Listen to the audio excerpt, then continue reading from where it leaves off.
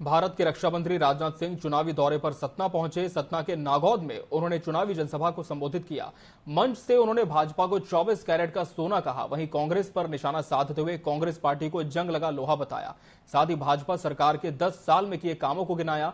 कांग्रेस की सरकार पर निशाना साधते हुए भारत की पूर्व प्रधानमंत्री इंदिरा गांधी पर कुर्सी बचाने के लिए इमरजेंसी लगाने का आरोप लगाया। दुनिया का सबसे ताकतवर देश अमेरिका माना जाता है। अमेरिका के एम्बेसडर ने एक किसी फोरम पर, किसी मंच पर बोलते हुए कहा है, देशवासियों को कहा है, ऐ देशवासियों, देश माने दुनिया के दूसरे देशों में रहने वाले लोगों को भी कहा है, अगर आप को भविष्य देखना चाहते हैं, अगर आप भविष्य देखना चाहते हैं तो भारत में आइए। अगर आप भविष्य को महसूस करना चाहते हैं तो भारत में आइए। अगर भविष्य पर काम करना चाहते हैं तब भी दुनिया वालों भारत में आइए। यह मैं नहीं कह रहा हूं, यह अमेरिका के एम्बेसडर मिस्टर एरिक गारसेटी ने कहा। सीमा के पास रहने वाले गांव हमारे यहां अंतिम गांव नहीं है।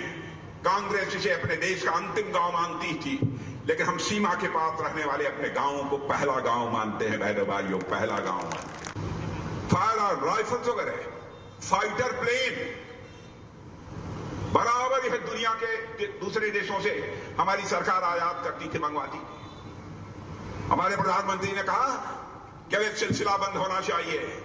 यह सब चीजें भारत की धरती पर बननी चाहिए, भारतवासियों के हाथों से बननी चाहिए।